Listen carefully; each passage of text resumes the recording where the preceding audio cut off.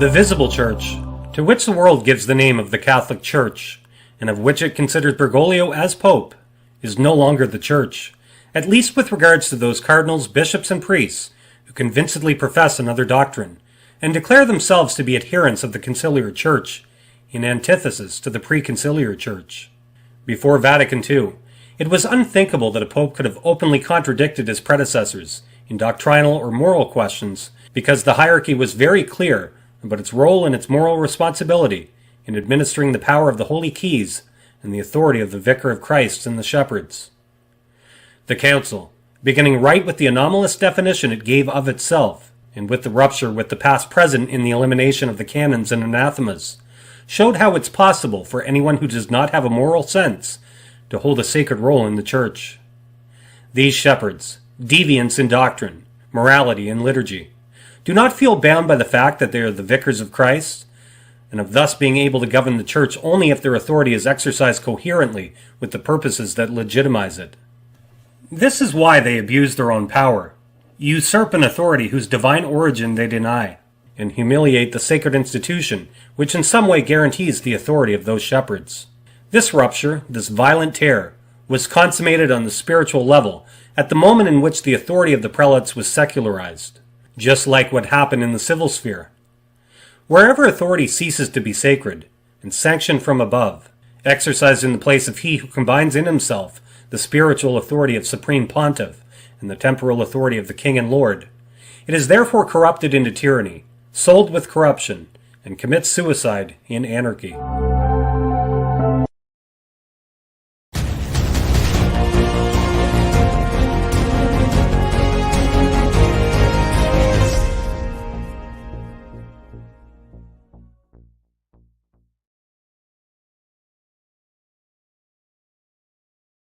Hello and welcome to this, the 150th episode, can you believe it, of Old Romans Unscripted.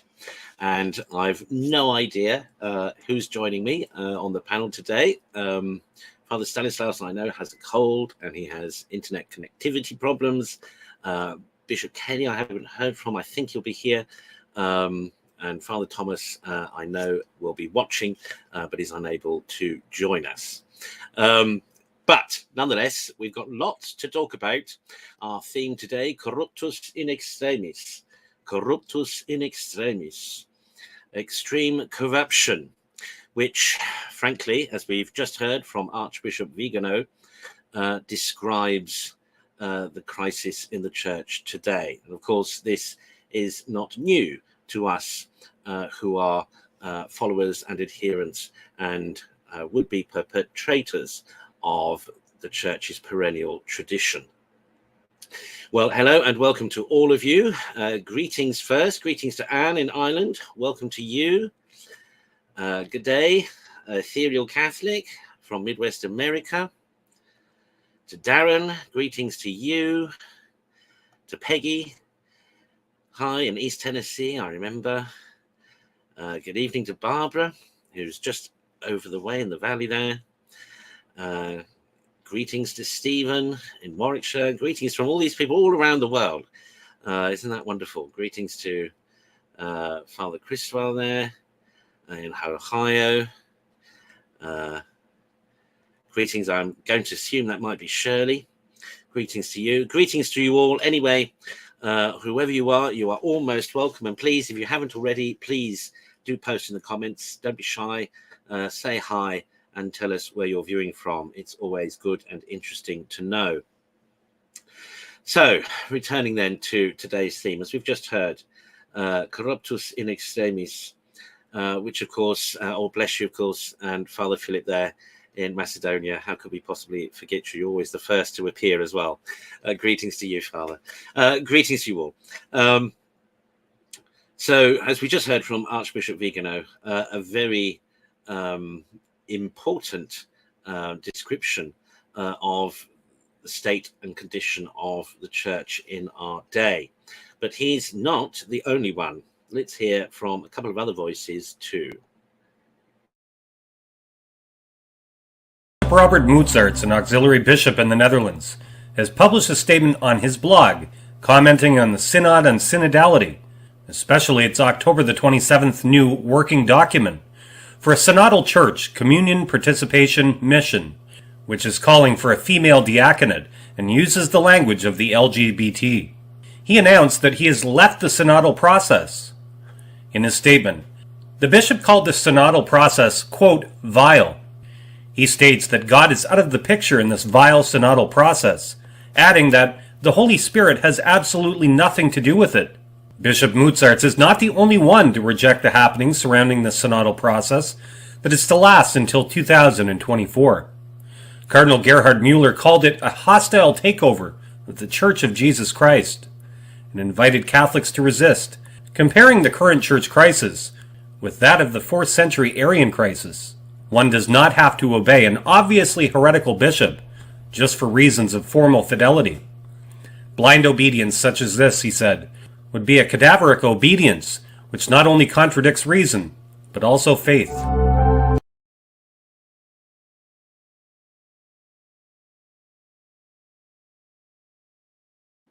A hostile takeover of the church, says one cardinal. Now, you might have noticed from today's poster, I'm just going to put it up again. We have a host of cardinals appearing there. They're on the far left, as you're looking at it, is Cardinal Marx, Reinhard Marx from Germany, who, of course, seems to be leading the all but apparent German schism, all but admitted German schism. Cardinal McCarrick, former Cardinal McCarrick, of course, who has since been laicized, the orchestrator of the Sino-Vatican deal that sold out the underground church in China, and, of course, himself notorious for scandal, re-abuse. Cardinal Becciu pointing there with his finger. He, of course, of recent Vatican Bank scandals.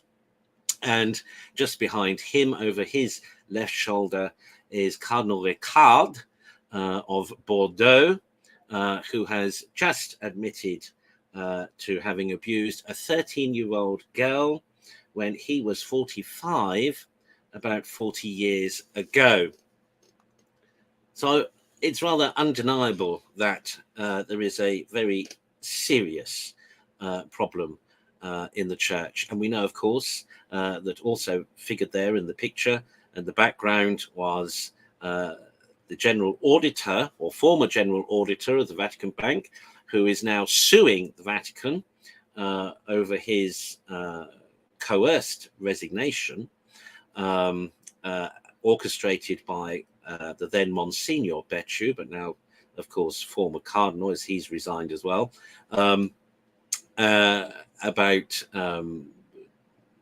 scandalous goings on financially. There were charges of embezzlement, of fraud, deception, corruption of all kinds. And standing next to him in that picture there, I'll just put it up very quickly again, standing there in the picture right at the back, of course, is Pope Francis, who, it would seem, has not been able to control any of this scandal. Indeed, in many ways, seems to have, at least tacitly,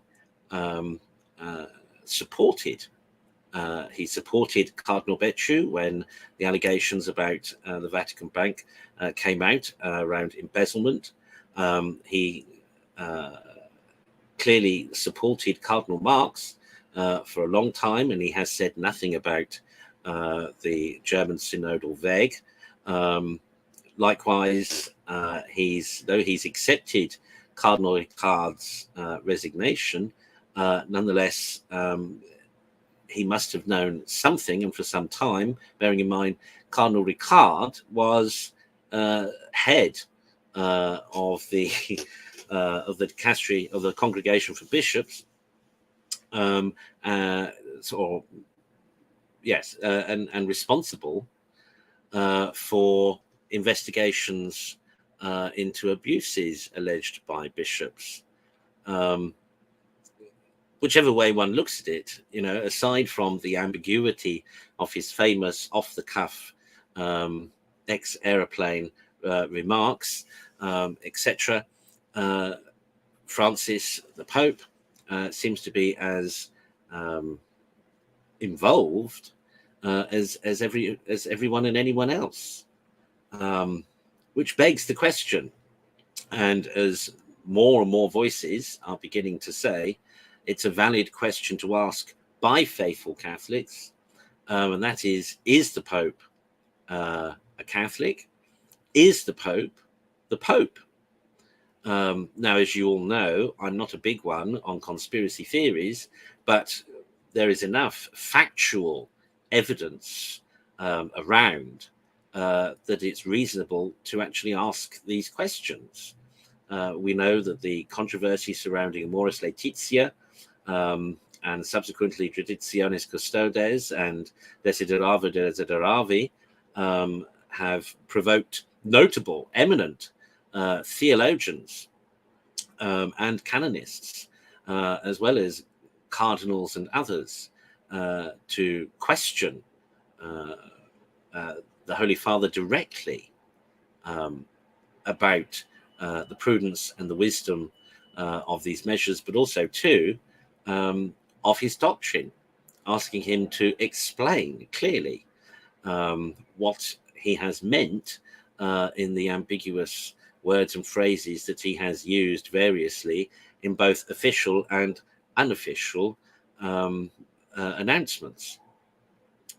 And of course, we've had the revelations of the biographies of cardinals, some of them now deceased, who were very open about the fact that, contrary to conclave laws for the election of popes, they campaigned for the election of Bergoglio. Then, of course, there's the question about Pope Benedict's resignation. There's confusion about his use of terms in his resignation, the use of words and what they mean canonically, and whether or not he did actually resign in the letter of his statements, but also too considerable questions about whether he was coerced or forced or persuaded or manipulated to resign. I can't help but remember that picture. I should have found it to put up, but some of you may recall, of the first meeting between Pope Francis and Pope Emeritus Benedict at Castel Gandolfo, where they were sat at a coffee table with a huge white box, or maybe several boxes, almost like white pizza boxes, between them. And there was much speculation as to what was in that box, and were there files contained in there that Benedict was handing over to Francis to deal with. We know, of course, that prior to Benedict's resignation, there was the Vati Leaks scandal, where his valet had been discovered to have sold all sorts of confidential information, papers and files, and internal Vatican memos to the press and elsewhere. We remember there was a Vatican Bank scandal during towards the end of Pope Benedict's reign, where at one point even the use of ATM machines, etc., was withdrawn internationally from the Vatican Bank. Now, it would seem to me that in the years since Benedict under Francis, we have much greater scandals going on now than ever went on in Benedict's reign. Aside from the possible credible accusations of heresy, there's also the questionable actions that he's taken various appointments within the Curia, certainly with regard to some of those whom he has dismissed from the curia, as well as those who he has called to the curia, who are wanted in other countries, namely in South America, under credible allegations of sexual abuse and corruption again. So is Archbishop Vigano being unreasonable in his assertion, which I think if many of us traditional Catholics are honest, is a question we're all wondering. And I would say that for myself, there is no question for me about asking these questions without affecting the belief or doctrine of the indefectibility of the Church. I think that actually is a separate issue, especially if we are dealing here, as we may be, potentially with an anti-pope, a possible anti-pope at least, or certainly a questionable election and its validity, as well as all the questionable actions of this pope and his teaching. So, in the absence of our usual panelists, let's try and have an interactive conversation with you, the viewers. So please post in the comments your thoughts and observations. Do you think that Archbishop Vigano's point is a valid one? And what do we think he means by it? Now, to extrapolate, well, actually, there's nothing essentially new in Archbishop Vigano's assertion. He's not the first, for example, to refer to the conciliar church. Those of us who are longer in the tooth, perhaps in tradition, will recall that Archbishop Lefebvre would also refer to the conciliar church. And as we reflected, I think last week, he would say that I've lost my train of thought there, sorry. Bishop Kelly's just coming into the green room, so we'll get him on in a second. Where was I? Yeah, Archbishop Lefebvre used to refer to the conciliar church. That's right. And as we reflected last week, he would maintain his steadfastness to eternal Rome, the concept of eternal Rome. Variously, too, other society bishops and priests refer to the Novus Ordo Church, or indeed to the New Church.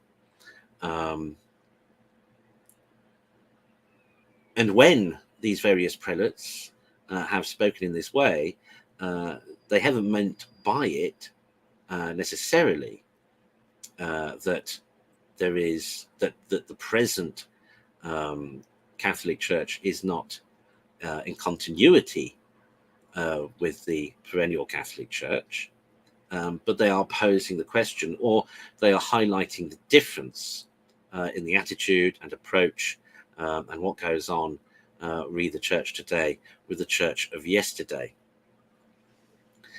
And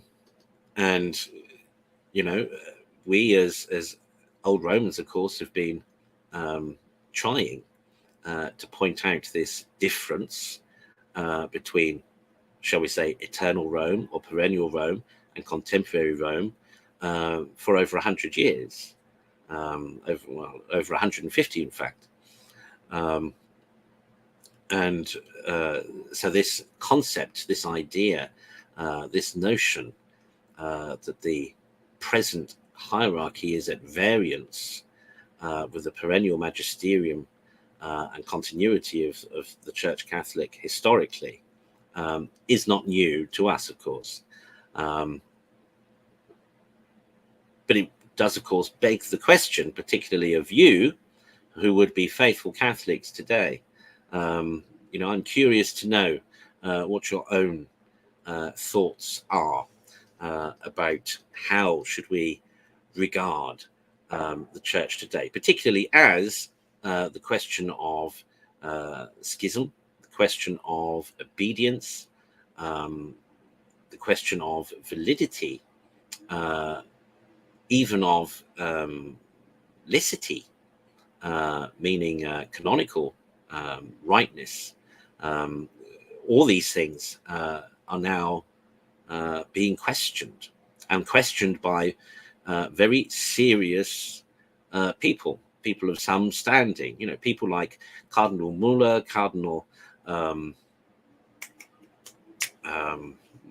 Burke, and Bishop Athanasius Schneider and others. These are all recognized as very serious people, recognized as being otherwise completely loyal to the current and established hierarchy of the church. And yet all of these are asking similar questions and making similar statements, very much in line with the assertions of Archbishop Vigano. So think about that. Please put your comments in. Meanwhile, I shall bring on board and into the discussion Bishop Kelly.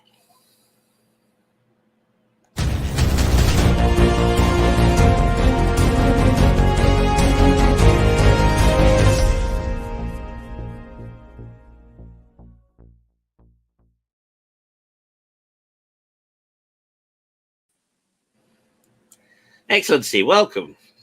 Hello, everyone. How are you doing? Very good. Just about here. I'm just going to see if I can adjust your mic. Try greeting us again. Hello. That's a little bit better. Yes. I'll try and do my best, Ian Paisley. Yeah, you're still quite soft. Okay. Well, around the middle, at least.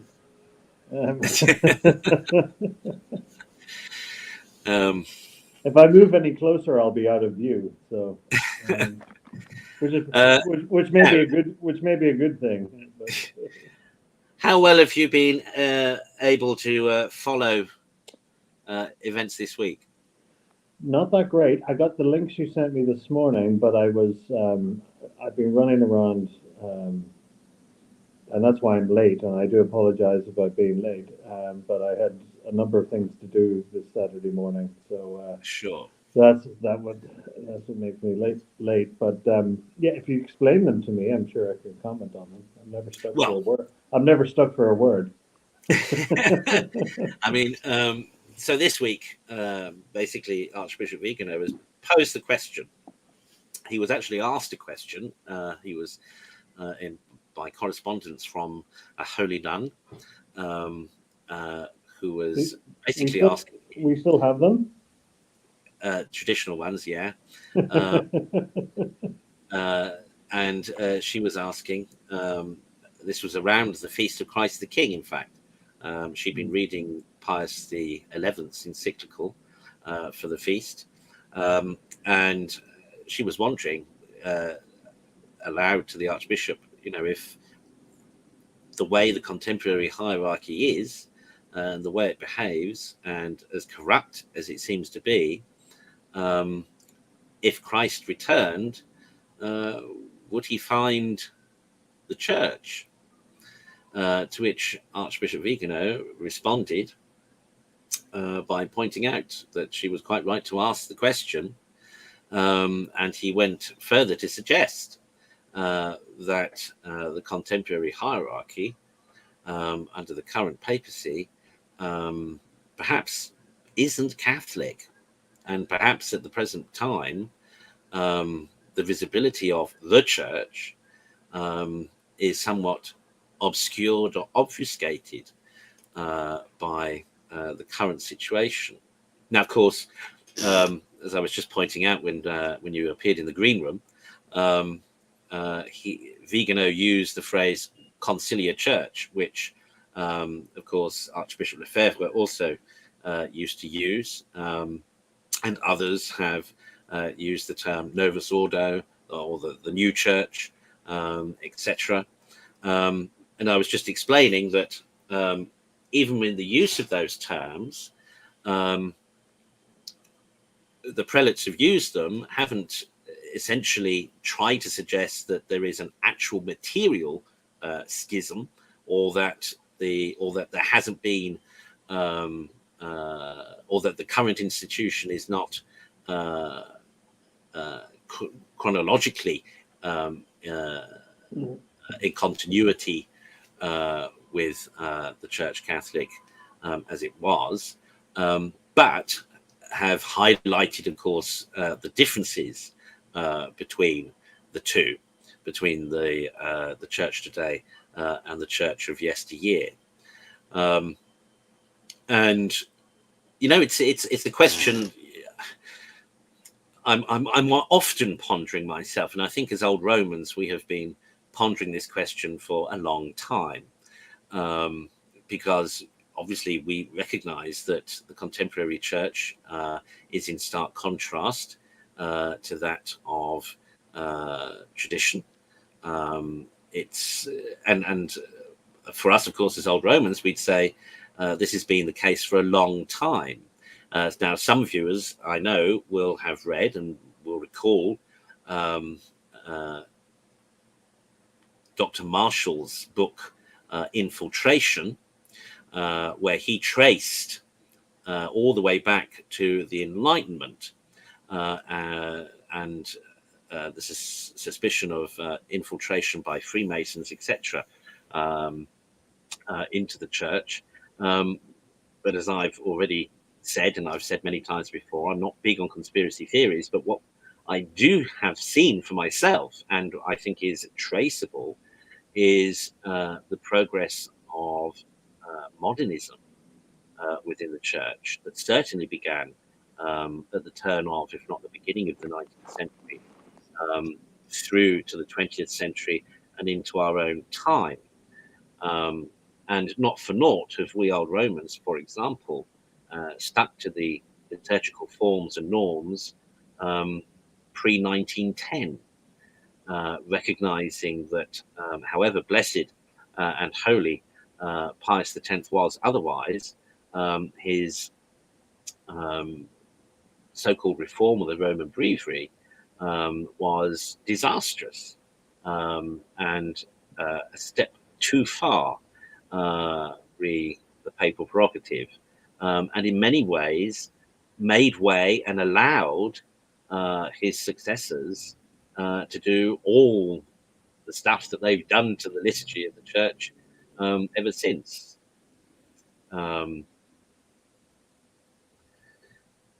What are your thoughts? I've asked the audience to give theirs, so they're scribbling away in the comments, and we shall start going through those soon. But how do you think?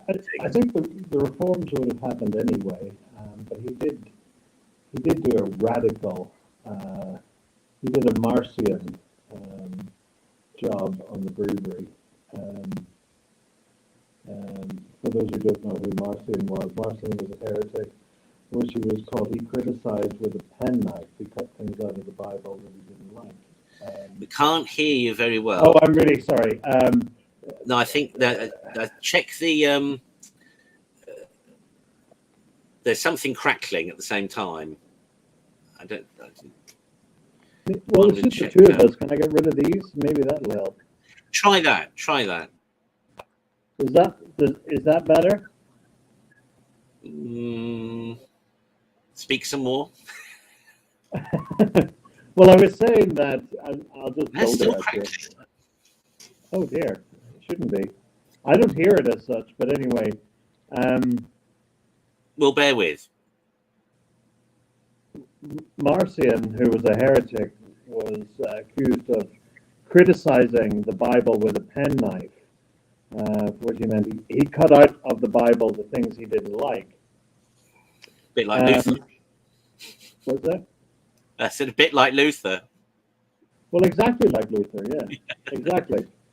And even his contemporaries when he wanted to get rid of the letter of James, thought that was a bridge too far. But yeah, I mean, Pius X's reform of the breviary, as well intentioned as it was to lessen the burden of priests, especially in France, who had to take extra jobs in order to make their living, to sort of ease the burden of the office. However, I think it would have happened anyway, had he done it or not. The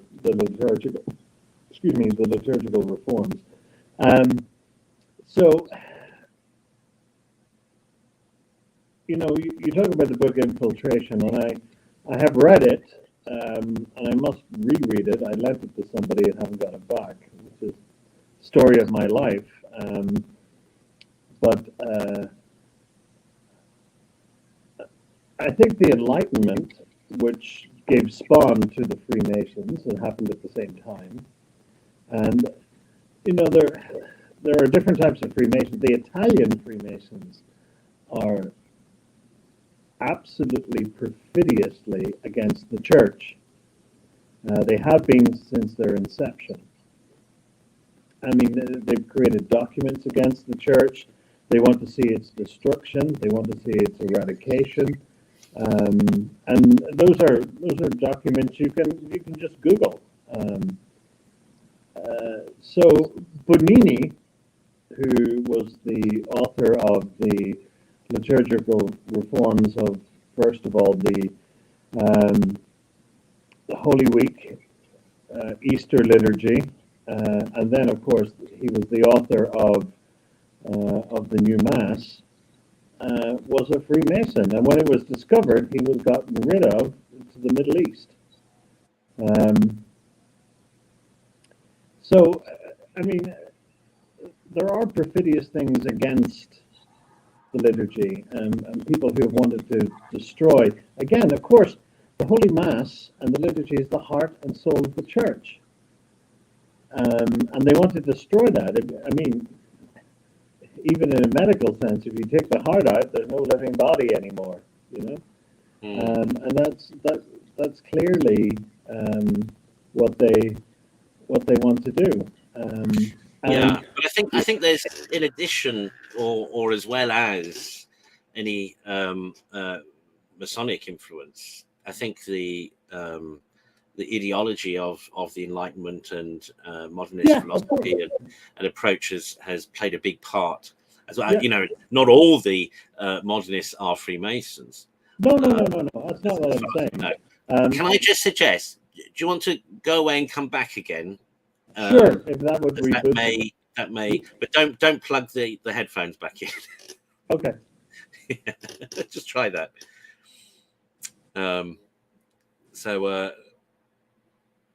While Bishop Kelly's gone, let's turn to some comments. Father Christois says this current crisis in the church exceeds the Arian and Protestant crises of the past, which hitherto have been the worst. Apart from the faith itself, all is thrown into doubt. Yes, indeed. It has to be said, and I think this is I think there's a reluctance by many to appreciate the extent of the problem, re the crisis in the church today. Now we know, from history that the Arian crisis, something like 80+% of the church was actually under the influence of that heresy of Arianism. But I would say that probably at least the same, if not higher, percentage are under the influence of modernism today. And we see this clearly in the results of all the various Pew Research polls, etc., where clearly many who think themselves Catholics who ostensibly are Catholics, don't believe what the Catholic Church has always believed, particularly about the Eucharist. But if, of course, they have doubts about the Eucharist, no doubt, almost certainly they have doubts about everything else as well, because, to quote John Paul II, the Eucharist is the source and summit of the Christian life and of the Catholic faith. Now, he, of course, was not a bona fide traditionalist, and again betrays or belies the extent to which the current crisis, has influence. Let's take another here. Ethereal Catholic, an elderly tuck-line bishop, may he rest in peace, once remarked, "We'll never know the level of infiltration and when it began." Concerning the Masonic infiltration, that's I would say undoubtedly true. Gradually things are coming to light, of course, but as I countered with Bishop Kelly and would counter again to this, it's not just about Masonic infiltration. That certainly, of course, may have been a catalyst and played a part, but that's not the only problem or the only issue. Oh,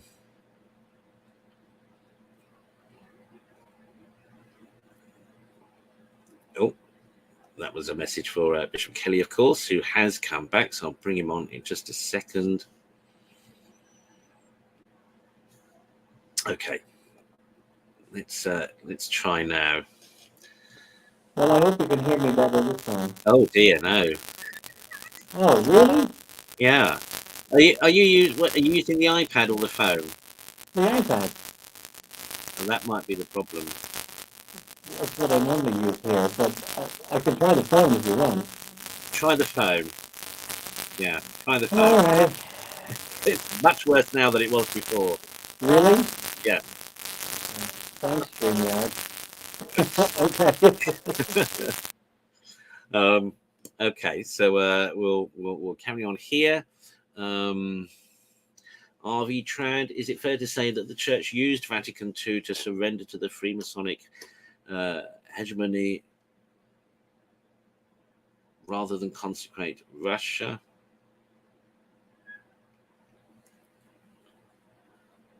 I'm not quite sure exactly what your point is there. I don't think that the Church used Vatican II for anything, but and I certainly don't think the Church would in any way cooperate with Masons. So try that again. I'm not sure we quite understand that.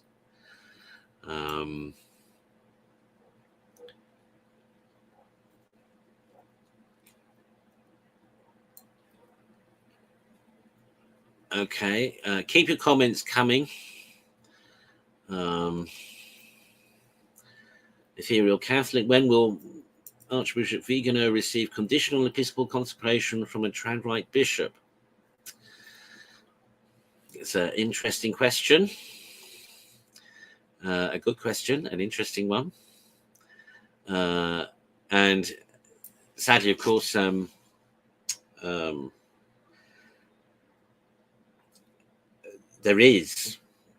are serious reservations about the efficacy of the post-Vatican II rite of episcopal consecration. We have discussed this on this program before, and certainly it's a question that more people should ask, or rather other prelates should think about, because the Ecclesia Dei communities invariably use bishops who were consecrated with the Novus Ordo to ordain their candidates. And whilst there is some consensus in traditionalist circles that the Novus Ordo rite of priestly ordination might be just about okay, certainly there are grave reservations about the rite of episcopal consecration, which of course would then beg the question about the validity of Ecclesia Dei ordinations.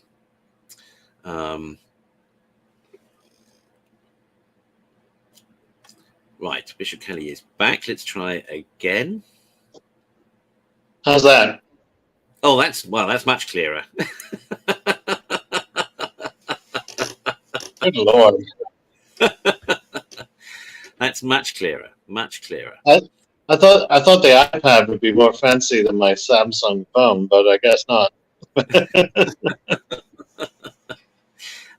It just may need some cleaning. It might be the microphone bit on the iPad might be going over with a toothbrush or a toothpick.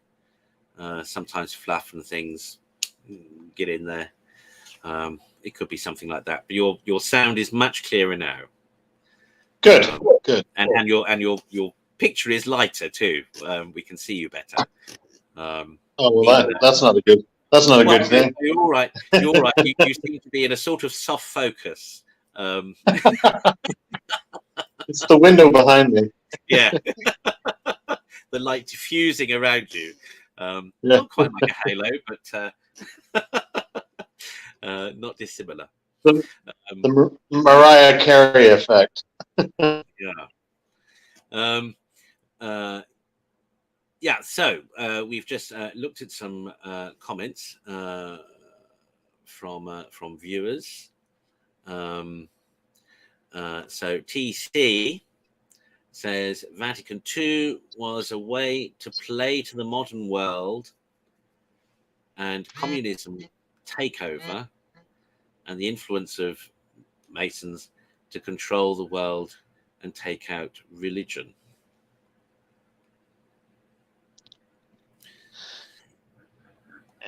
There's a modicum of truth to that. I would say that the buffer zone between Vatican II and communism was John Paul II, but Francis totally acquiesced with his dodgy deal with China. So, I mean, they're all linked. It was, weren't we talking about this last week? That communism is basically a deal with the devil. It wants the eradication of religion, all religions, and you know, it wants to be what Vatican II did. It wants to make the people, man,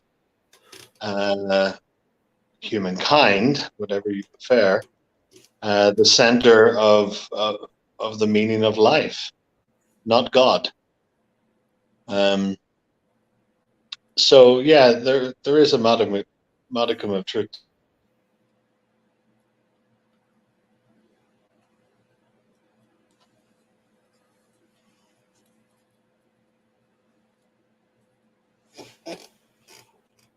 Rather than God the center. Yep, communism does that. And they try to justify communism with the Acts of the Apostles, where they shared all things among the Christian community. It's radically different than that. If you want to have a notion of, I know Hitler gets a bad rap, and rightly so. But if you look at the people that were killed by Stalin and Mao under communism, it's absolutely frightening. I mean, Hitler makes Hitler look like a pussycat. It's very frightening. It's very frightening, and they can't wait for the destruction of the church.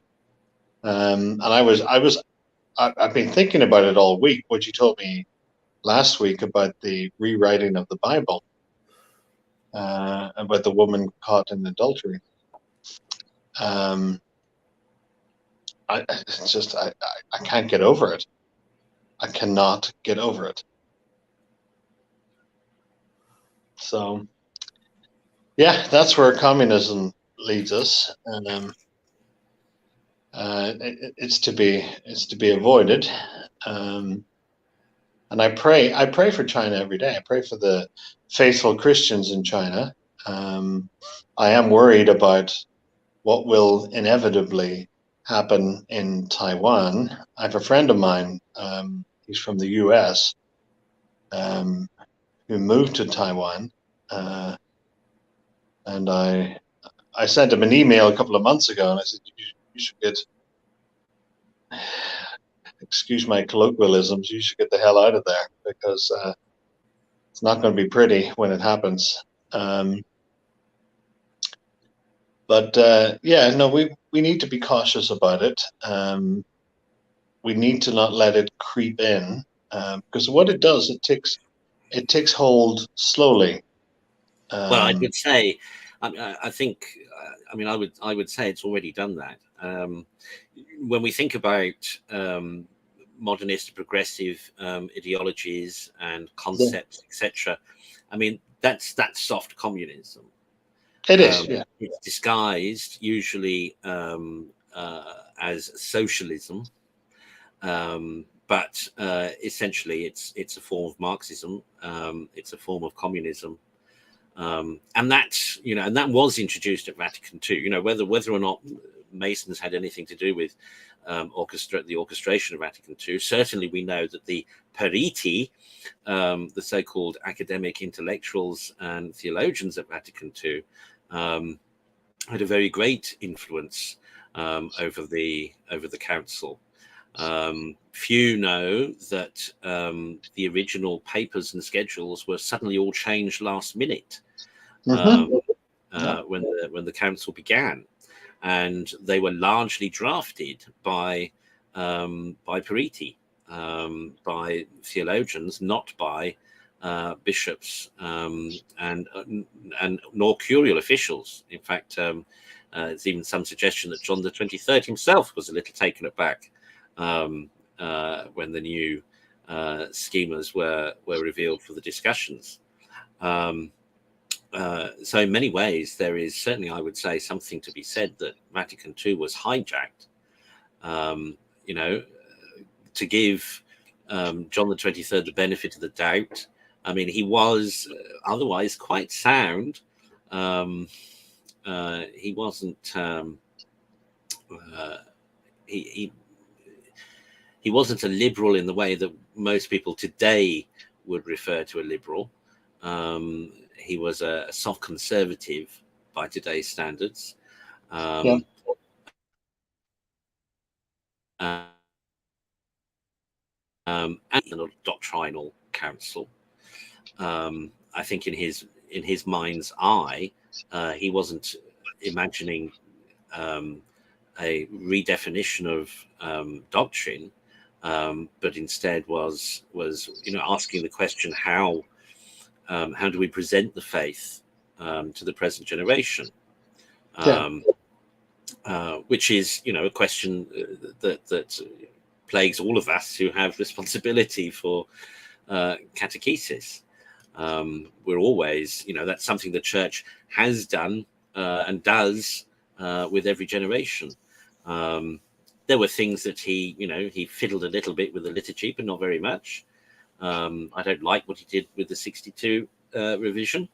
I'm not so bothered about adding St. Joseph to the canon, but there wasn't really a need to. But I could understand, he did things some things that were appreciable. But I think his counsel, I think if he had remained to the end of the council, perhaps things would have worked out differently. But as it is, Montini, Paul the Sixth, was easily manipulated easily manipulated. There are those, of course, who say nonsense. He was a modernist, and he knew exactly what was going on, and was part of the orchestration of it all. But I'm not so sure. Yeah, I'm not so sure either. Was he just a weak man, or was he nefarious? I mean, one of the telling tales is that I don't know how true it is, but people tell it. He shows up for the octave of Pentecost to say Mass, and he goes, "Where are the red vestments?" And somebody said to him, "Well, you did away with it, Your Holiness." And apparently he wept. I don't know. I know how true that is. But yeah, he did do away with it. I mean, there's also in the last episode of Mass of the Ages, there was some discussion there by commentators to suggest that Paul VI, perhaps wasn't entirely aware of everything that was going on, and that Bionini was telling him one thing and telling others something else. I think either which way, I think for sure we can say that Vatican II was hijacked, and indeed that the Church was hijacked at Vatican II, and it continues to be so.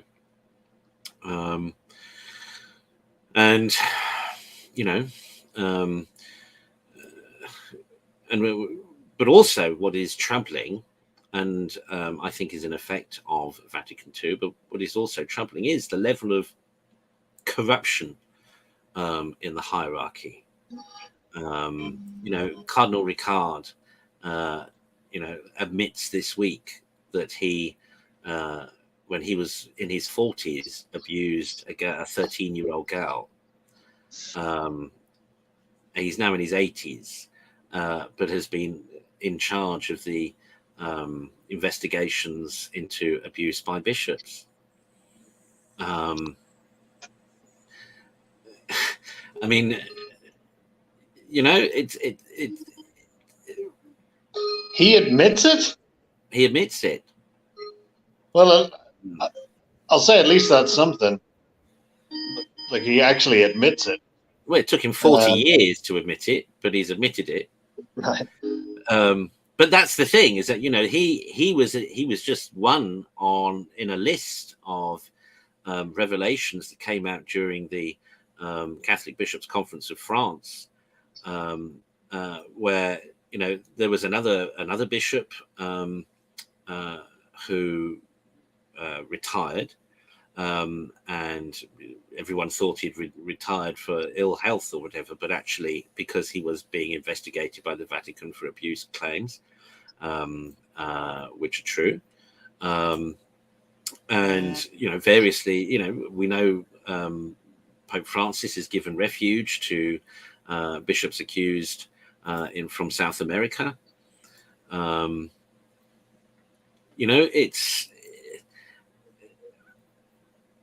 It can't just be that these are all that a large percentage of bad men got through and climbed the ladder. It does feel like there is something else is going on, isn't there? Yeah, absolutely. There has to be, and it's been going on for a while.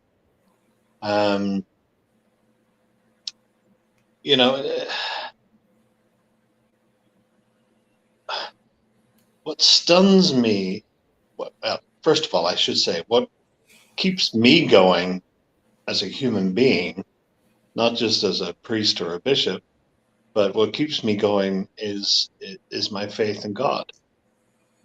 The antithesis of that is that if you reach a position of power, and it is to do with power,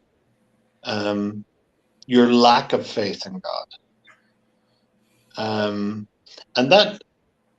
that's what makes me think that Marcel Lefebvre was a true man of faith, because everything he says, every interview he gave, he's a man of faith, and it clearly comes across, without a doubt. But when you see some of these characters talk, and they're more concerned about the world and about acceptance and about position and power. That's what really frightens me. And of course, as is well documented by many psychiatrists, sexual abuse of children is not so much about sex as more about power, of having power over the child. So it's all linked. And that's nothing new in the history of the church. I mean, look at the Borgias and all of that sort of stuff. But at least they didn't tinker with doctrine. It's just very sad to watch. Yeah. I mean, France is. I can never work out France. It's kind of a split personality country. You're either ultra modern or you're uber conservative. There's no in between in France. The Germans are just absolutely crazy. I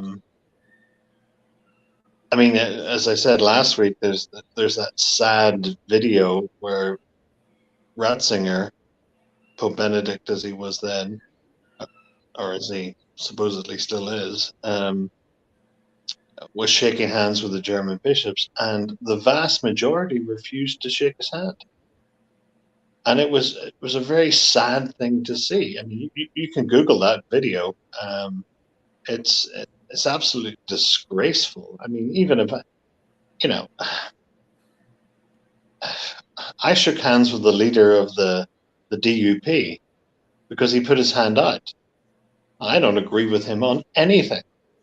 Well, maybe abortion, but I shook hands with the man, and he's diametrically opposed to my community from Northern Ireland, to his, but he put out his hand, and the right thing to do was to shake it. I wouldn't dream of not. But it's a sad video. So anyone who hasn't seen it, please Google that. It's a horrible thing to watch. I mean, they're really ultimately so disrespectful to the Holy Father. It's just the whole thing is a spaghetti dinner of a mess. I mean, name a point, and it's just another strand of spaghetti that's tangled up in it, just a mess. What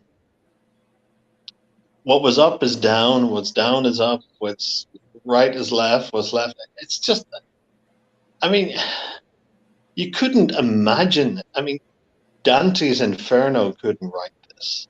And this is the thing, isn't it? Is that when we look at the breadth and the variety of corruption that is prevalent in the church today, it's not just about faith. It's not just about procedures and processes. It's not just about honesty and integrity. It's not just. It covers everything. It covers everything, and everything. It touches everything, every aspect of the church's life, and even of her mission or lack of mission, because all these men of little faith in positions of power, they don't have the Midas touch. They think they do, but everything they touch turns to rubbish. Rather than gold, everything they touch. And of course, and what's also disappointing, I think, for the majority of people, and especially for the faithful, and this was expressed by an author in France, a French author writing for La Croix Internationale. Not a journal that I would generally recommend, but this author was saying there, for the faithful in France, these revelations have been extremely shocking and disappointing, because what it also betrays is the level of cooperation that others must have had to keep these things under wraps and secret, and so on and so forth. And we know, with the McCarrick case, we've seen the unraveling and how, of the various people who were friends of and thus promoted, those who received preferment over those who didn't, those who had clear connections with McCarrick and others, who owe their ecclesiastical careers. People like Cardinal Worrell, Cardinal Supich, Cardinal Tobin, Cardinal Wilson, they all owe their preferment to McCarrick. And they were clearly all cognizant and complicit. I can't remember who it was who said, but when the McCarrick thing started coming out, somebody said, well, everyone always said that about McCarrick. And yet nobody did anything. Yeah. It truly is rotten to the core. And it's a culture that's been developed over many, many years. They talk about the Renaissance popes and the church being corrupt, and that's why Luther reacted against, the Roman authorities. If anything, it's worse. I'm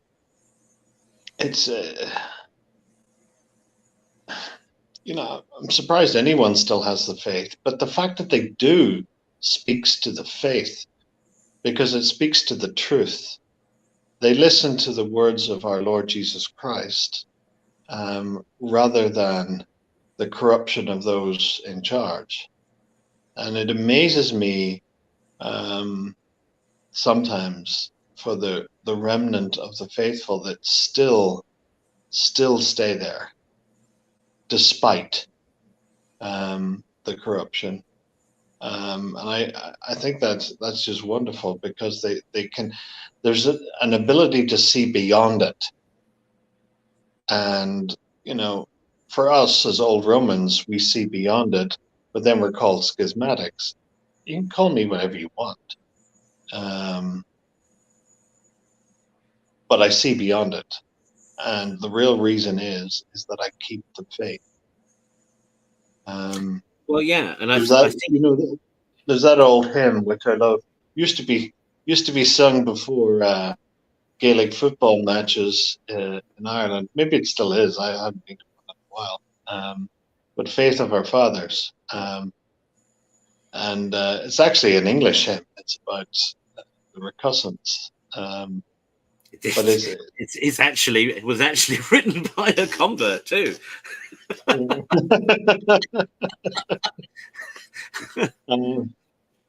But it is wonderful, "Faith of Our Fathers," living still, despite, and you can fill in the blank after that,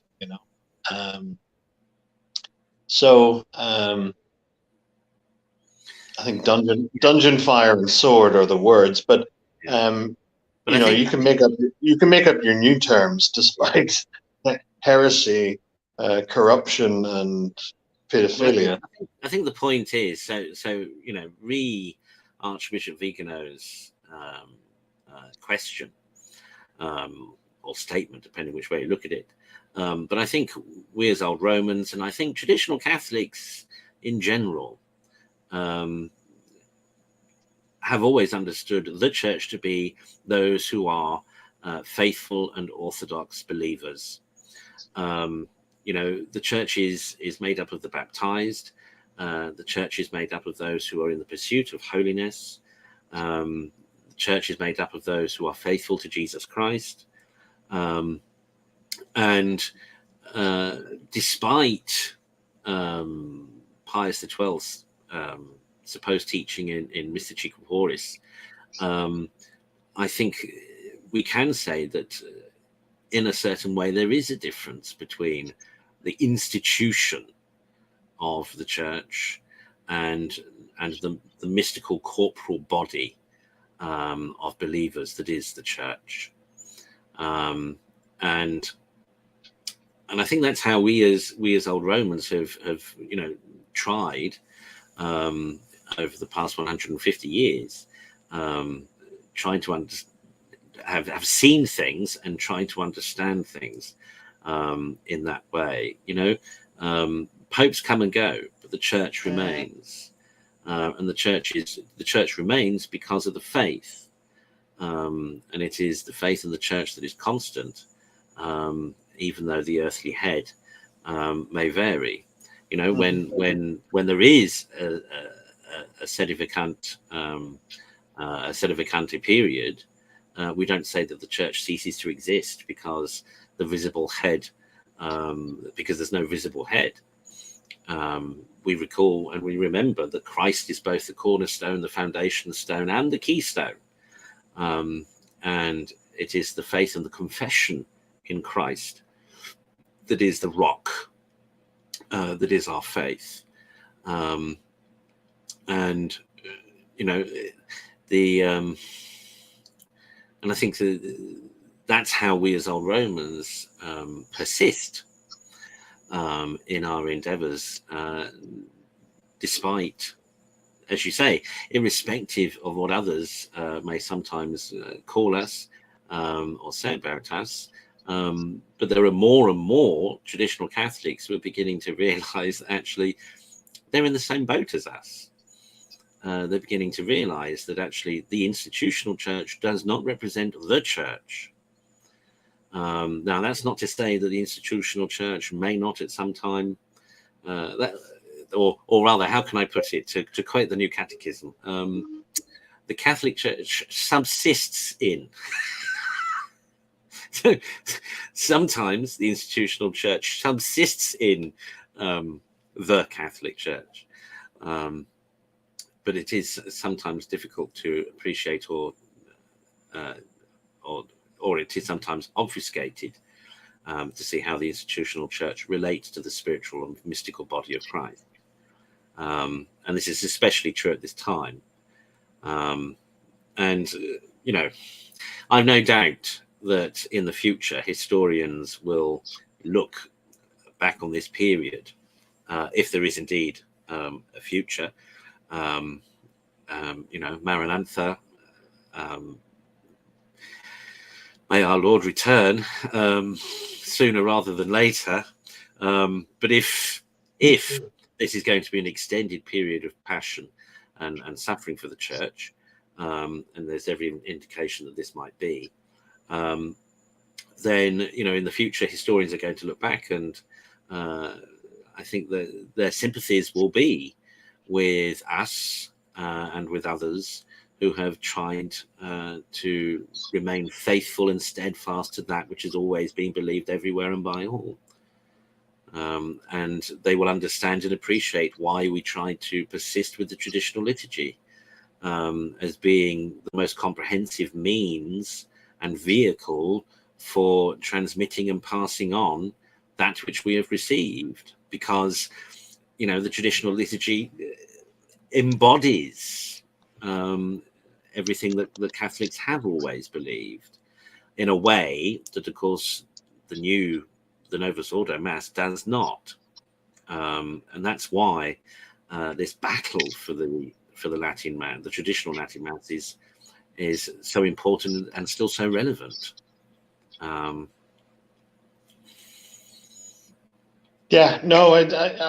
think I don't think, I know ultimately traditionalists will be vindicated, because there is really no other option as designed in the divine economy, God's plan. It's we will be vindicated as people who have kept the faith. It will be restored if there's future to come.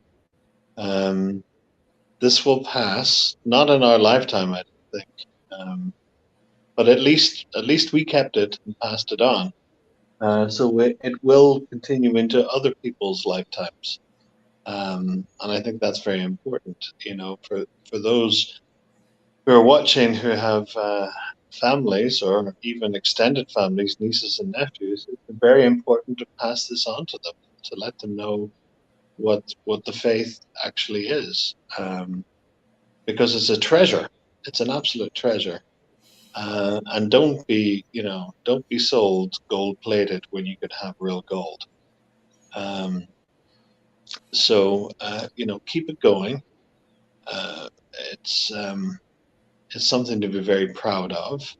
It's something to indulge in. If you're going to indulge in anything, indulge in the history of your faith, in the richness of your faith, in the liturgy of your faith.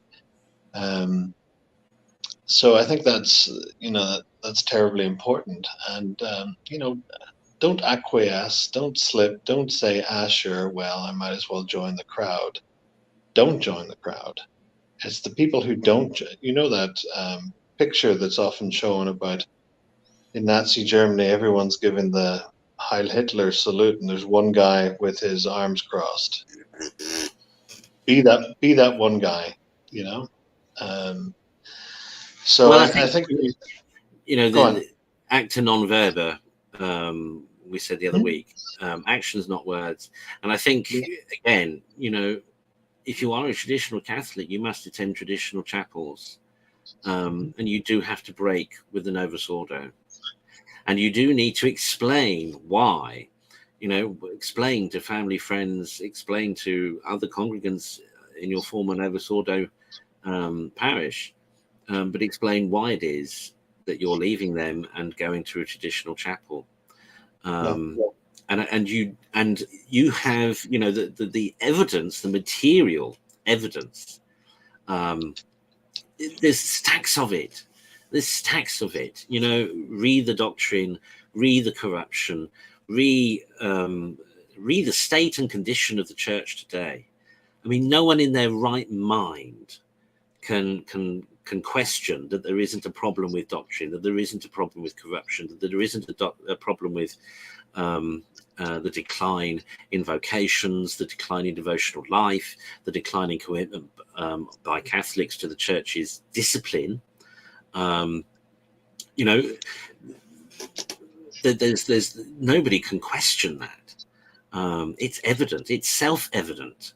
You could stand at the back of your Novus Ordo parish church and just move your arms in a wide gesture and say, look at the iconoclasm. Look, where is the Lord?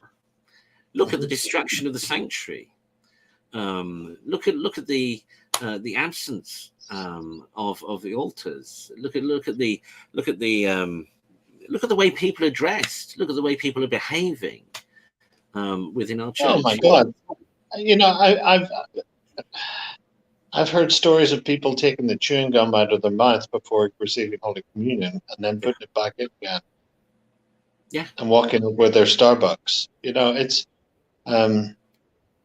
my grandmother used to say that wee fat Pope ruined everything, meaning John the 23rd.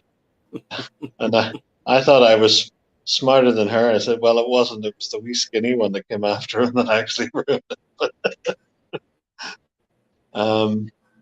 It was so different from her. She was never comfortable. That wasn't the mass of her childhood. It wasn't the mass of her devotion. They changed everything around, reordering of sanctuaries. She was never comfortable with it. I mean, she was faithful. She went, but there was no alternative.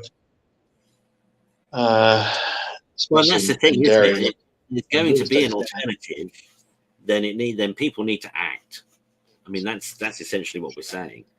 There still is no alternative in Derry. There's a Latin Mass once a month on a Thursday. Yeah. It's that bad, you know. You know, and if you're in a situation like that, you need to reach out. Yeah. You need to reach out to the SSPX. You need to reach out to us. You need to reach out to others in your community, you know, who are Catholics, and say to them, you know, we need to come together, and we need to pool our resources, and we need to try and get a traditional priest here once a month or once every 2 months or whatever, to say the Mass, so that we know we're getting the real deal. Because the real deal isn't anymore that which is rubber stamped by Rome.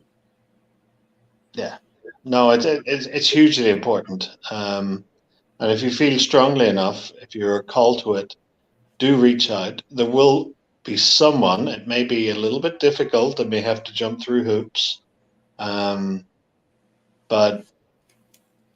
absolutely. I mean, you need it. It is the faith of our fathers. And settle for nothing less. You own it. It's your patrimony. It belongs to you. So don't settle for IKEA when you could have an antique. Well, you know, and sacrifice for it. You know, you've got to sacrifice. You've got to make the sacrifices. You have to sacrifice, and unfortunately, yeah, and it's not always easy. You know, Catholics are, you know, notorious for rolling out of bed and rolling into church, because there's so many churches everywhere. But if you want the real deal, you're going to have to sacrifice. You're going to have to get in the car. You may have to drive an hour to get to a Mass center.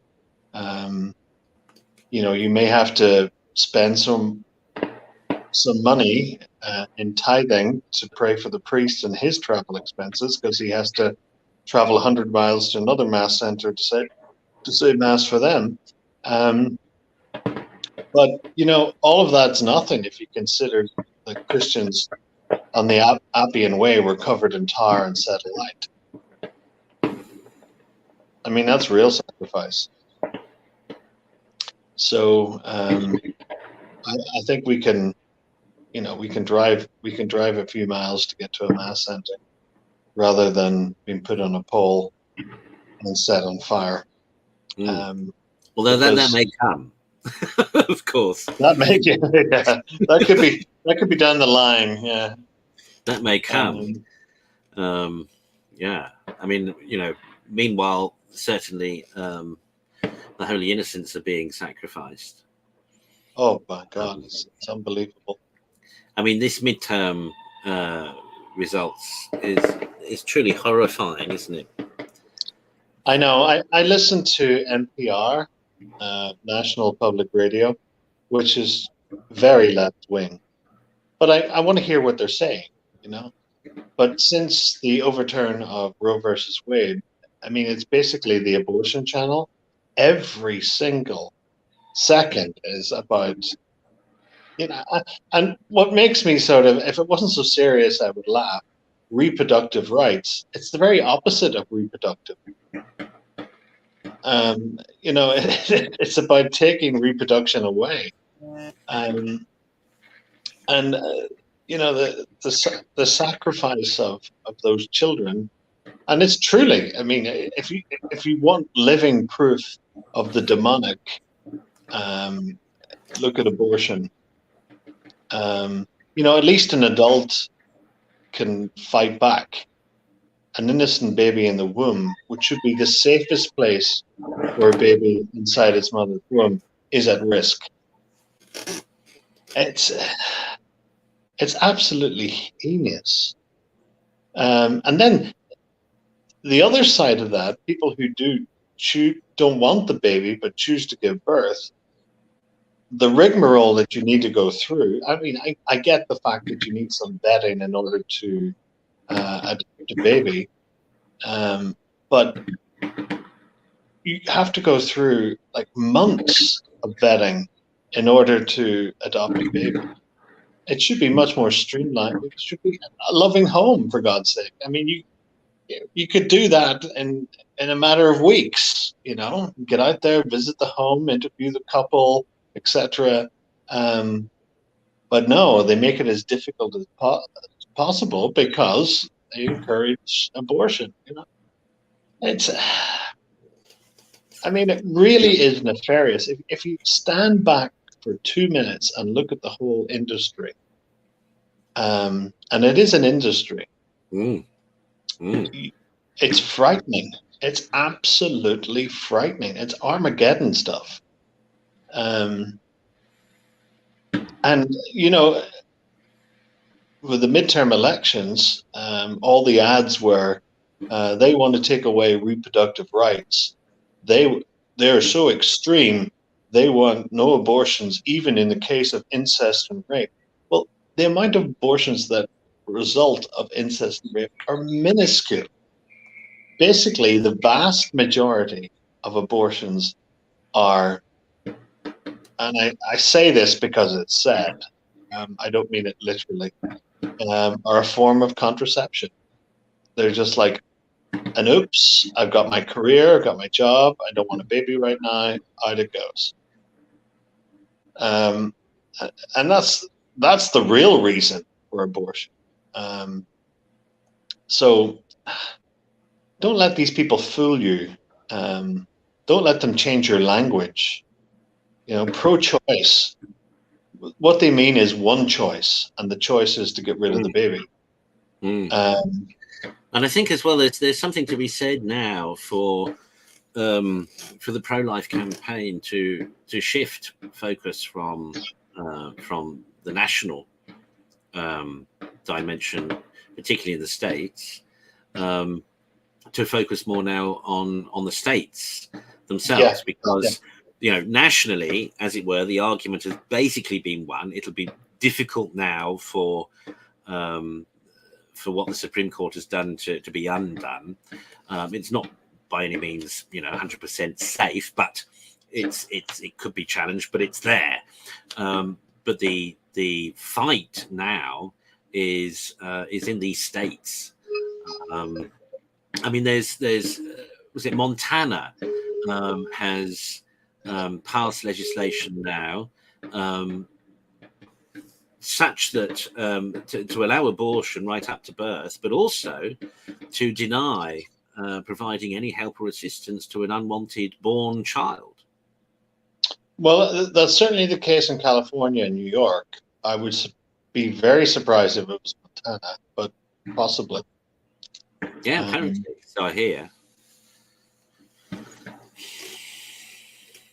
Yeah, basically what they do is, because the intention was to, if the baby survives the abortion, the intention was to, for want of a better word, kill the child. They'll just leave it there to flounder.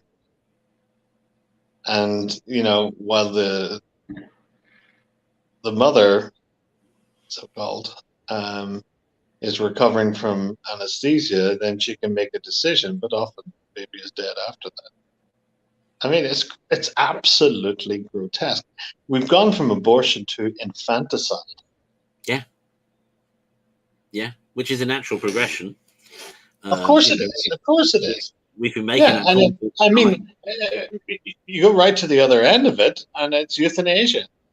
Yep. Yeah. I used to love euthanasia. I used to, think of happy Japanese school children running out of school at the end of the day. But, and the problem, again, is, and again, I don't think people realize, I think, no, well, maybe they do, but they just don't challenge it. But, euthanasia, now in this country, in the UK, there is no euthanasia at the moment, not officially sanctioned and not by law anyway. But as anyone with a dying relative will tell you, they do still keep coming around and pumping in the morphine until they die. Until they can't breathe, yeah, exactly. But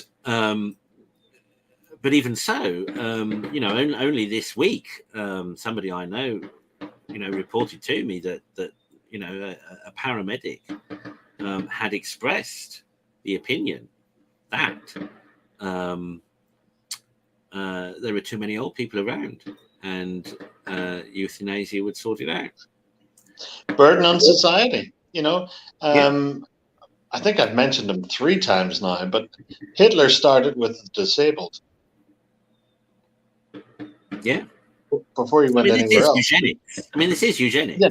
I mean, It you know, is. Planned Parenthood, Margaret Sanger was eugenicist. Yeah. And she was a racist. Absolute racist. And people, I don't know why they don't see that, you know. Everything is so race sensitive these days. The very fact that she started Planned Parenthood was to get rid of black people. The population was growing too much. That's why they deliberately put their clinics in ghettos. Yeah. But there's also somebody else. This was, I think it was on TikTok or something, but there was some southern farmer or something who was pointing out, you know, reminding people that the Democrats support the KKK, and he was saying that, you know, everyone he knows who's KKK votes Democrat. They don't vote Republicans. Yeah, no. Traditionally, I mean, I saw a thing that when Roe versus Wade was overturned, somebody posted on, I think it was Facebook, one of the platforms, that I haven't seen so many Democrats as mad since we took their slaves away. Yeah. They were the party of slavery, not the Republicans. No, that's right. No, it was the Democrats introduced Jim Crow laws. It was the Democrats who were anti-segregation. Yeah. Even Joe Biden. Yeah, absolutely. Absolutely. He didn't want his children sharing school buses with monkeys. Yeah. And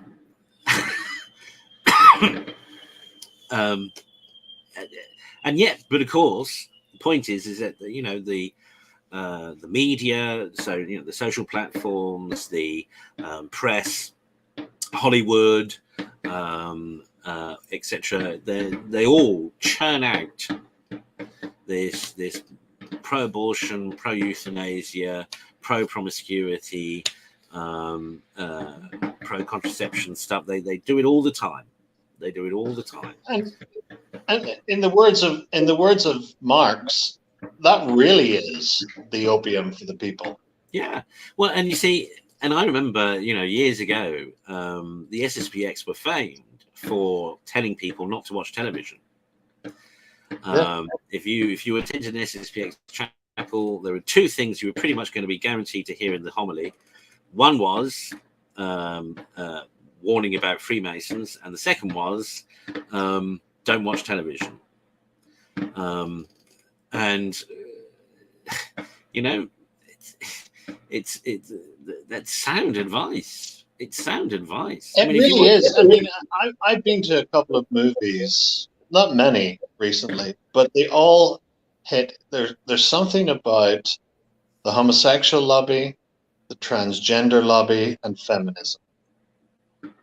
It may just be for a fleeting second, but it's always in there.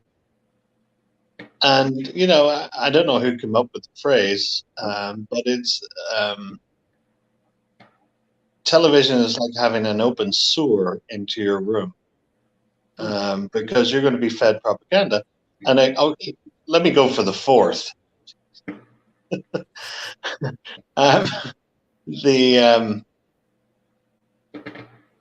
You know, they wonder how Hitler, it's number 4, could convince an entire nation.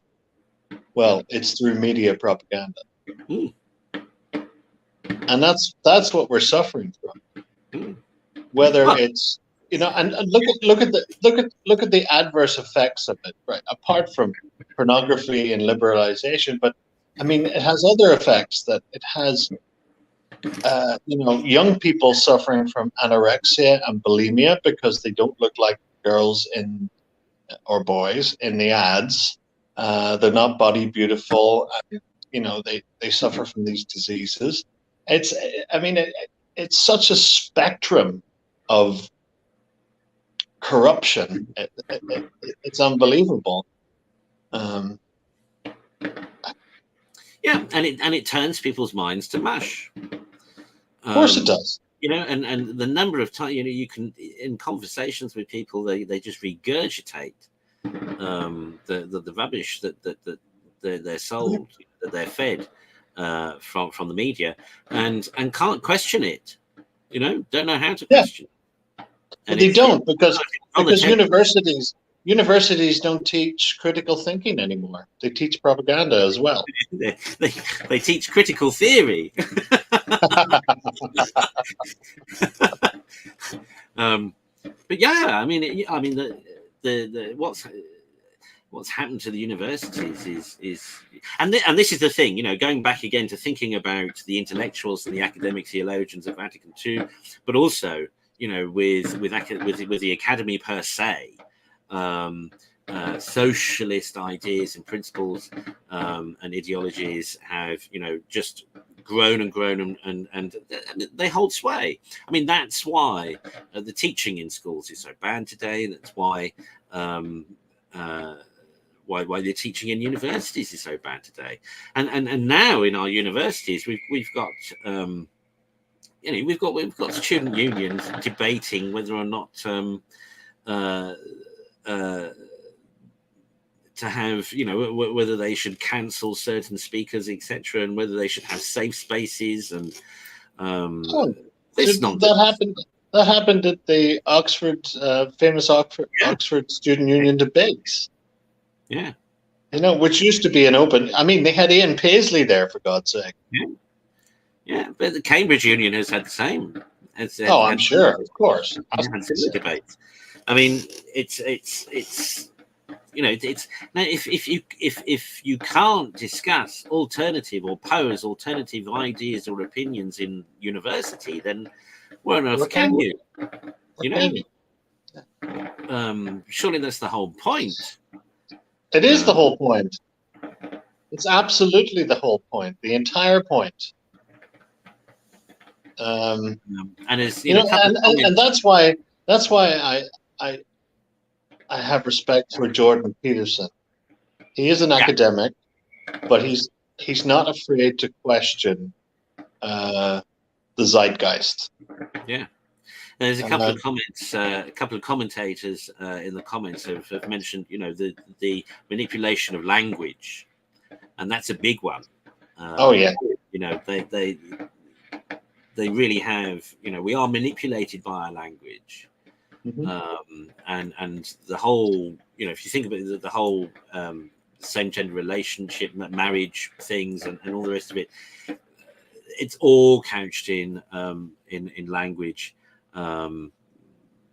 in such a way that to oppose it can only appear negative. Yeah.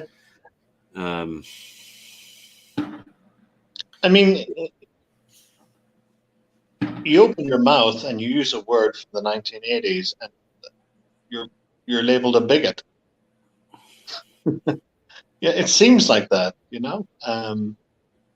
This was a perfectly honest word years ago, but now you're not using. You haven't got the right pronouns, or you haven't got this, that, and the other. And language is a form of control, and that's as I've said on the show before, a while back now, I think, that's why Latin is so important. That's why Latin was required to study law and to study medicine, and it was the language of the church, because it is a dead language. So meanings do not change. Whereas living languages, like the word gay in the 1950s meant somebody who was very happy, has become something completely different. But Latin, the terms are fixed at this stage because it is a dead language.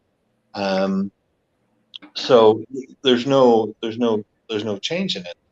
But the trouble with a living language like English or any of the other modern languages, meanings do change and can be manipulated and can be used to control and can be used to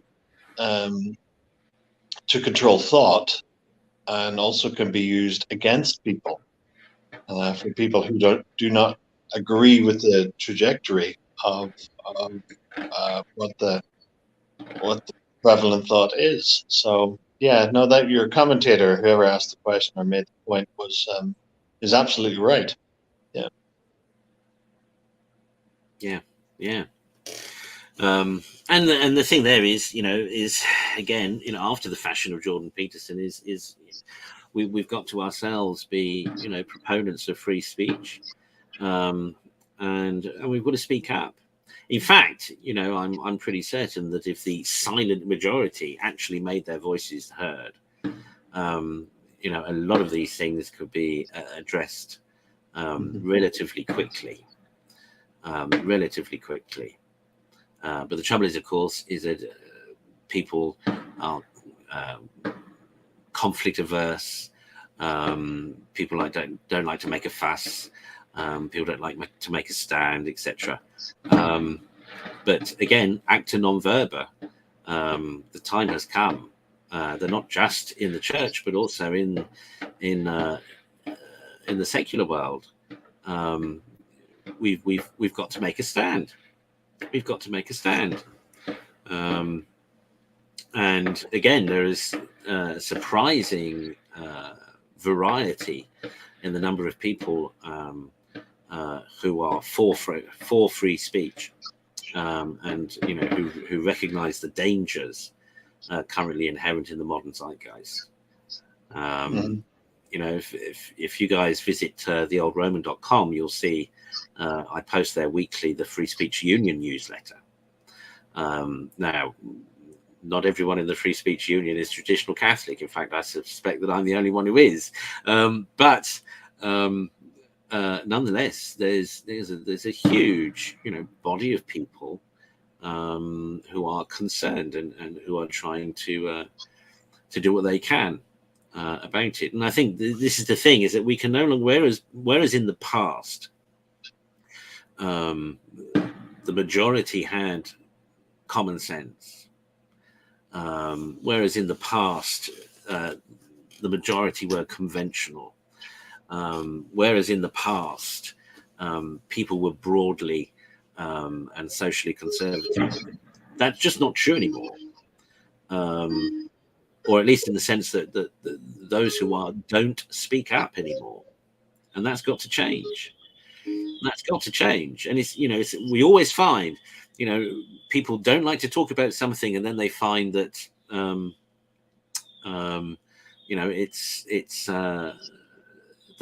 they agree.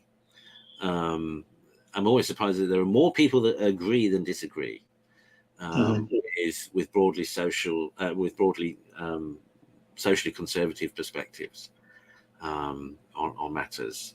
But this is, the situation is getting dire now because of what's happening in our schools with relationships and sex education, what's happening in our society with drag burlesque shows for children and so on and so forth. I mean, it's just completely perverse. It's all getting out of hand. It's all about control and corruption. It's absolutely. I mean, if people don't. Well, of course, people don't see it, obviously, because they allow their children to go there. I know my sister-in-law wanted to bring two of the girls to a drag queen reading at a public library in London, and my brother, thanks be to God, said absolutely not. And I'm glad he said that. Because why would you expose them to that? No, it's. I mean, that sort of thing used to be sort of a fun, you had the tradition in British comedy in the 70s and 80s of cross-dressing men and that sort of thing. But now it's become an agenda. It's become something that we must be accepted. We must, the whole transgenderism. I remember, well, I can't say it. A person I know said to me recently, because I brought something up, and he says, I'm transgender. I said, well, you're 7 foot tall. You've got a beard bigger than mine. Everything about you looks male, but you think you're transgender? What does that mean? Does it mean anything anymore? It's just something you say. So I don't know. It's just crazy. I can't get my head around it. And it has to stop, because otherwise it's just going to be more confusion. And of course, who's the father of confusion, right? As opposed to the father of order and creation. So I just don't know. I don't know. Yeah. But it has to be opposed. That I do know. And I'm no longer scared of opposing it. No. You can lose your job, but what's a job? If your eternal soul, the perverse thing, of course, is that with all these things, with transgenderism, with same-sex marriage, with licentious society, etc., all these things, all supposedly in the pursuit of happiness, all of them lead to misery. Of course they do. And ultimately to death. They do. Nobody talks very much these days about the culture of death, and yet it's a good term. It's a good blanket description. It's a good term. All these things, anything that leads you away from God is leading you to the other place. Yeah. And that's exactly what these things do. What worries me is I live in a university area, so I've seen guys walk down the street with beards, long hair, wearing a frock. And they're just doing it for attention. There are those people who genuinely struggle with, gender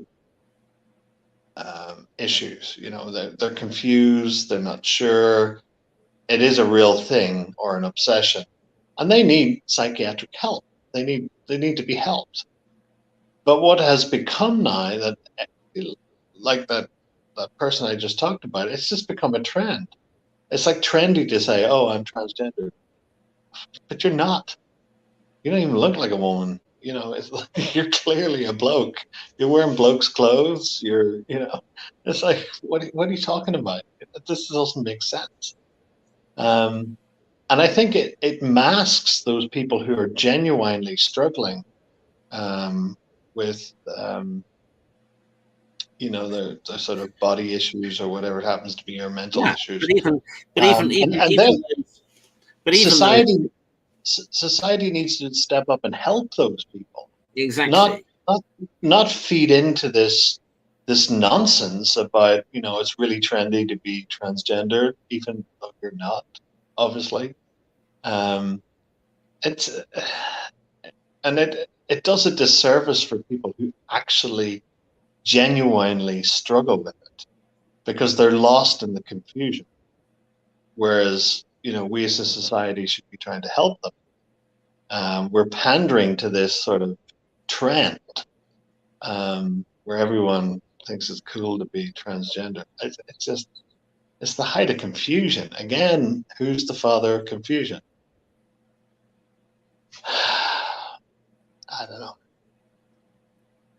Okay. Right. Let's draw things to a close, because we're thanks for God, I'm exhausted. Time. So now, of course, Domestic Church continues on Tuesday. The first 2 episodes, of course, were laying the groundwork, and now we'll be discussing the controversial issues of the day. So tune into the domestic church on Tuesday evenings. It's 9 p.m. GMT, whatever that translates to your time zone. And Q&As, lots of people responded last week to my asking how many would be interested in a live Q&A session. So watch this space. I've got to sort of sort things out before I can commit to a regular day for that. But it's on the cards or in the pipeline. So do keep visiting theoldroman.com for all latest news and information. You can find all the links for Old Romans there, and as well as daily updates on news and articles of interest to tradition. It's all at theoldroman.com. Bishop Kelly, any final thoughts? No, I think we've covered a broad spectrum. It's always a pleasure to chat, and I hope people who are watching and listening get something from it. You're always welcome to send any questions or inquiries our way. I'll do my best to try and answer. Yeah, thanks for tuning in. Okay, and as always, just to briefly mention the sordid topic of coin, if you do appreciate this apostolate and this program and others that Old Roman TV produces, and you'd like to support our work, please feel free to do so. Visit www.patreon.com/Old Roman TV, where you can, there are various levels of subscription and patronage that you can proffer there. Also in the notes of this video, you will also see other ways of financially contributing to our apostolates and ministries as well. And of course, on theoldroman.com, you can find ways to donate there. Right, so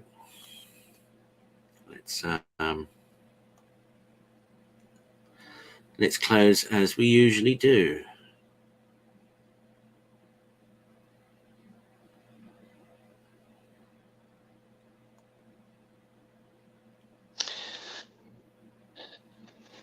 Dominus vobiscum.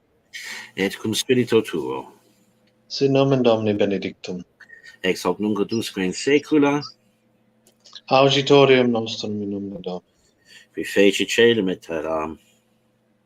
Benedicat vos omnipotens Deus, Patris et Filius et Spiritus Sanctus. Amen. Amen. God bless everyone. We will see you next week. Will you be here next week? I'll be somewhere next week, but hopefully I can join in. Hopefully, I think Father Thomas will be with us next week. Not sure, because he may be going to the production. Okay. Yeah. All right. So, yeah, well, maybe he's off to see Sister Act at his old high school. But I couldn't think of anything worse. Anyway, it's goodbye from me. It's goodbye from him.